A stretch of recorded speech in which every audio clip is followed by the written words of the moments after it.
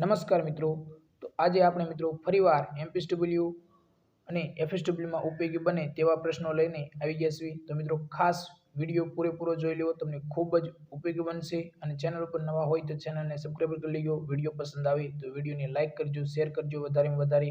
અને મિત્રો જો તમારે ટેલિગ્રામ ચેનલમાં જોડાવવું હોય તો વિડીયોની ડિસ્ક્રિપ્શનમાં તમને મિત્રો ટેલિગ્રામ ચેનલની લિંક આપેલી છે। તો મિત્રો તમે ટેલિગ્રામ ચેનલ અને ઇન્સ્ટાગ્રામ ચેનલમાં પણ તમે જોડાઈ શકો છો। તો મિત્રો ચાલો વિડીયો શરૂ કરીએ। પ્રશ્ન નંબર 1, ક્લોરોફિલ કેન્દ્રમાં કયા તત્વનો એક પરમાણુ ભાર હોય છે? તો જવાબ આવશે મિત્રો મેગ્નેશિયમ। પ્રશ્ન નંબર 2, ક્લોરોફિલ પ્રકાશના કયા રંગોને ગ્રહણ કરે છે મિત્રો? તો જાંબલી, ભૂરો અને લાલ। ખાસ મિત્રો ક્લોરોફિલના કેન્દ્રમાં કયા તત્વનો એક પરમાણુ ભાર હોય છે મિત્રો? ખૂબ જ મોસ્ટ આઈએમપી ક્વેશ્ચન મેગ્નેશિયમ હોય છે। ઘણા ખરા મિત્રોને એ પ્રશ્નમાં તકલીફ પડે એવું છે મિત્રો। પ્રશ્ન નંબર 3, પ્રકાશ સંશ્લેષણની રાસાયણિક પ્રક્રિયાની નિપજો મિત્રો, વેરી મોસ્ટ આઈએમપી ક્વેશ્ચન મિત્રો, ગ્લુકોઝ અને ઓક્સિજન। રાસાયણિક પ્રક્રિયાની નિપજો પૂછવામાં આવ્યું છે, તો ગ્લુકોઝ અને ઓક્સિજન। પ્રશ્ન નંબર 4, જિબ્રેલિન્સ અંતઃસ્ત્રાવની શોધ કયા વૈજ્ઞાનિકે કરી? તો જવાબ આવશે મિત્રો કુરોસાવા 1924માં કરી હતી મિત્રો। પ્રશ્ન નંબર 5, કે લોહીની 4 સેલ્સિયસ નીચા તાપમાને કેટલા દિવસ સુધી સાચવી શકાય છે? તો મિત્રો 35 દિવસ સુધી તમે લોહીને 4 સેલ્સિયસ તાપમાને જો રાખવામાં આવે તો 35 દિવસ સુધી તમે મિત્રો સાચવી શકો છો। પ્રશ્ન નંબર 6, રુધિરમાં આવેલું હિમોગ્લોબિન શું છે મિત્રો? તો જવાબ આવશે મિત્રો રુધિરમાં જે આવેલું હિમોગ્લોબિન એ પ્રોટીન છે મિત્રો, વેરી મોસ્ટ આઈએમપી ક્વેશ્ચન મિત્રો। આજના પ્રશ્નો તમારે જે આરએમસી એમપીએસડબલ્યુ કે ભવિષ્યમાં આવનાર એફએસડબલ્યુ મિત્રો ખૂબ જ ઉપયોગી બનશે આ પ્રશ્નો। પ્રશ્ન નંબર 7, કયો રોગ લોહીના રક્તકણોનો નાશ કરે છે મિત્રો? કયો રોગ રક્તકણોને મિત્રો? તો થેલેસેમિયા। ખાસ યાદ રાખજો થેલેસેમિયા। પ્રશ્ન નંબર 8, શ્વેતકણની સંખ્યામાં થતી અસામાન્ય વૃદ્ધિને કારણે કયો રોગ થાય મિત્રો? ખાસ અસામાન્ય વૃદ્ધિને કારણે, તો જવાબ આવશે લ્યુકેમિયા। પ્રશ્ન નંબર 9, લોહી જામવાની ક્રિયા માટે કયો કણ જરૂરી છે? ત્રાક કણો, વેરી મોસ્ટ આઈએમપી ક્વેશ્ચન મિત્રો। ત્રાક કણો લોહી જામવાની ક્રિયામાં ખૂબ જ મદદરૂપ થાય છે। પ્રશ્ન નંબર 10, હૃદયને ધડકનોને નિયંત્રિત કરવા વાળો હોર્મોન કયો છે? તો મિત્રો એડ્રીનાલિન। ખાસ હૃદયની ધડકનોને નિયંત્રિત કરવા વાળો હોર્મોન પૂછવામાં આવ્યું છે મિત્રો, તો મિત્રો એડ્રીનાલિન આવશે મિત્રો। પ્રશ્ન નંબર 11, હૃદયની ગતિને નિયંત્રિત કરવામાં કયો વાયુ મદદરૂપ થાય છે મિત્રો? અહીં તમને વાયુ પૂછવામાં આવ્યું, આગળના પ્રશ્નમાં તમને જે હોર્મોન પૂછવામાં આવ્યું હતું અને અહીં તમને વાયુ પૂછવામાં આવ્યું છે, તો જવાબ આવશે મિત્રો કાર્બન ડાયોક્સાઇડ એટલે કે CO2। પ્રશ્ન નંબર 12, હૃદયના દબાણ અસર માપવાના સાધનને શું કહે છે મિત્રો? વેરી મોસ્ટ આઈએમપી ક્વેશ્ચન મિત્રો। આજે તમને ઘણા ખરા પ્રશ્નો તમને કન્ફ્યુઝન કરતા હશે ને, તે બધા જ પ્રશ્નો આપણે લઈ લીધા છે કે હૃદયના દબાણથી અસર માપવાના સાધનને શું કહે? તો જવાબ આવશે કાર્ડિયોગ્રામ।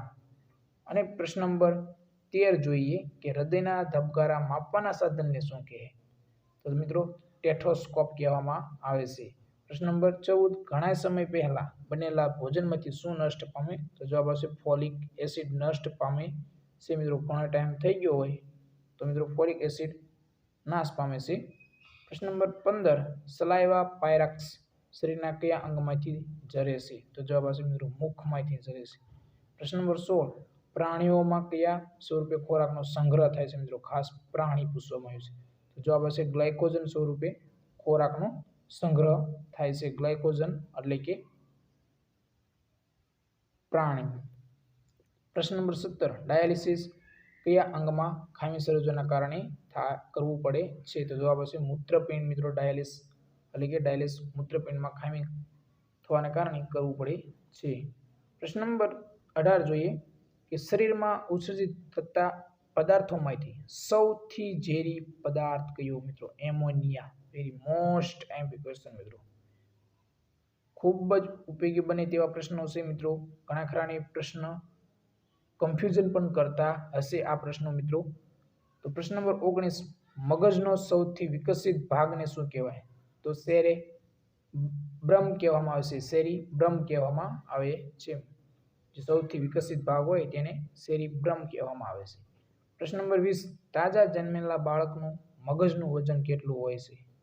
મિત્રો 350 ગ્રામ, 350 ગ્રામ તાજા પૂછવામાં આવ્યું છે મિત્રો મગજનું વજન. હૃદયનું નથી પૂછવામાં આવ્યું, ખાસ યાદ રાખજો. પ્રશ્ન નંબર 21, વનસ્પતિનું કયું અંગ ભ્રૂણ પ્રકાશનું વર્તન દર્શાવે છે? તો જવાબ આવશે મૂળ. પ્રશ્ન નંબર 22, આંખમાં પ્રકાશના કિરણોનું વક્રીભવન કરાવી નેત્રપટલ પર પાડવાનું કાર્ય કોણ કરે છે? મિત્રો નેત્રમણી કરે છે, ખાસ આંખમાં પ્રકાશના કિરણોનું. પ્રશ્ન નંબર 23 જોઈએ કે આંખમાં પ્રતિબિંબ કોના પર ઝીલાય છે? મિત્રો આંખમાં પૂછવામાં આવ્યું છે તો નેત્રપટલ દ્વારા ઝીલાય છે. પ્રશ્ન નંબર 24, આંખમાંથી નીકળતા આંસુનો સ્ત્રાવ કઈ ગ્રંથિ કરે છે? તો મિત્રો લેક્રાઇમલ ગ્રંથિ કરે છે મિત્રો, ખાસ લેક્રાઇમલ ગ્રંથિ. પ્રશ્ન નંબર 25 જોઈએ, હાડકાં અને કુરસાથી બનેલી રચનાને કંકાલ તંત્ર કહેવામાં આવે છે. ઉધરસ, શીખ, હેડકી, ઉલટી જેવા અનૈચ્છિક આવેગોનું નિયમન કોણ કરે છે? તો મિત્રો લંબમજ્જા કરે છે. વેરી મોસ્ટ ટાઈમ ક્વેશ્ચન આ પણ પ્રશ્ન મિત્રો. લંબમજ્જા જે ઉધરસ, શીખ, હેડકી અને ઉલટી જેવી અનૈચ્છિક આવેગોનું લંબમજ્જા નિયમન કરે છે. પ્રશ્ન નંબર 27 જોઈએ કે ઓસ્ટિયોમેલેસિયા રોગ કયા અંગને પ્રભાવિત કરે છે? તો મિત્રો હાડકાને.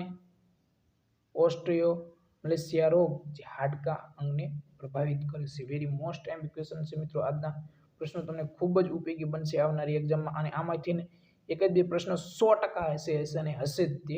પ્રશ્ન નંબર 28 કે હાડકામાં કયું પ્રોટીન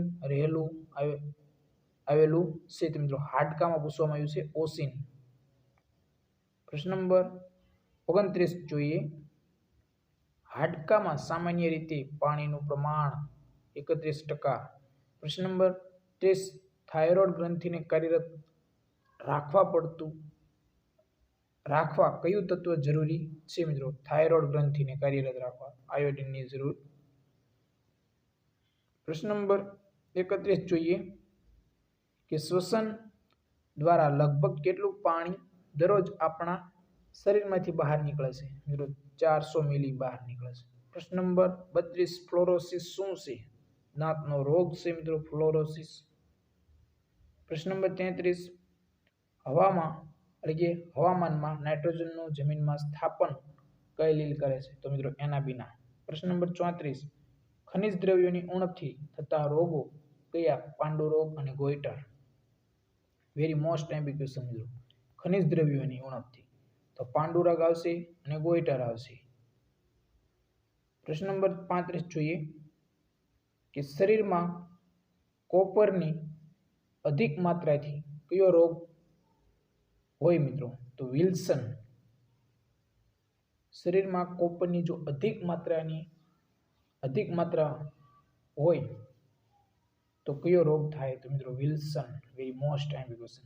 પ્રશ્ન નંબર 36, કયા રોગમાં બાળકનું પેટ ફૂલીને મોટું થઈ જાય? તો ક્વાશિયોકોર. આ રોગ ખૂબ જ જોવા મળે છે છોકરાઓમાં, એટલે કે નાના બાળકો હોય તેમાં. પ્રશ્ન નંબર 37, કયા રોગની ગંભીર સ્થિતિમાં દર્દીને સનેપાત થઈ જાય? તો જોવા મળશે મિત્રો ટાઇફોઇડ. સનેપાત, ટાઇફોઇડ. પ્રશ્ન નંબર 38, આયોડિન ટરક્લોરાઇડ નામની દવા, આ યાદ રાખજો મિત્રો, આયોડિન ટરક્લોરાઇડ નામની દવા કયા રોગમાં આપવામાં આવે છે? તો પ્લેગ. પ્રશ્ન નંબર 39, ઈંડાનું આવરણ શાનું બનેલું હોય છે મિત્રો? તો ઈંડાનું આવરણ કેલ્શિયમ કાર્બોનેટનું બનેલું હોય છે. અને પ્રશ્ન નંબર 40 જોઈએ મિત્રો કે હર્પીઝ રોગ કયા અંગને પ્રભાવિત કરે છે? મિત્રો હર્પીઝ રોગ રહ્યો ને એ ચામડી રોગને પ્રભાવિત કરે છે મિત્રો, ખાસ હર્પીઝ રોગ ચામડી અંગને પ્રભાવિત કરે છે. અને મિત્રો આયોડિન ટરક્લોરાઇડ પ્લેગમાં આપવામાં આવે ઈંડાનું આવરણ કેલ્શિયમ કાર્બોનેટનું બનેલું હોય છે. તો મિત્રો આજનો વિડીયો તમને કેવો લાગ્યો? આજનો વિડીયો જો સારો લાગ્યો હોય તો વિડીયોને લાઇક કરો, શેર કરો અને ચેનલ ઉપર તમે નવા હોય તો ચેનલને સબસ્ક્રાઈબ કરી લો. અને મિત્રો આપણી ટેલિગ્રામ ચેનલ, ઇન્સ્ટાગ્રામ ચેનલ મિત્રો તમને ડિસ્ક્રિપ્શન એટલે કે આ વિડીયોના ડિસ્ક્રિપ્શનમાં બંનેની લિંક આપેલી છે. તો મિત્રો જઈને તમે ચેકઆઉટ કરી શકો છો અને ટેલિગ્રામ અને ઇન્સ્ટાગ્રામમાં જોડાઈ જાઓ. તમને કારણ કે અવનવી માહિતી ભરતીને લગતી અથવા તો એમપીએસડબલ્યુ અને એફએસડબલ્યુને લગતી માહિતી કોઈ પણ હોય તો તમને મિત્રો ટેલિગ્રામ અથવા તો ઇન્સ્ટાગ્રામમાં તમને મળતી રહેશે. તો ખાસ મિત્રો જઈને ચેકઆઉટ કરો. જય હિન્દ મિત્રો.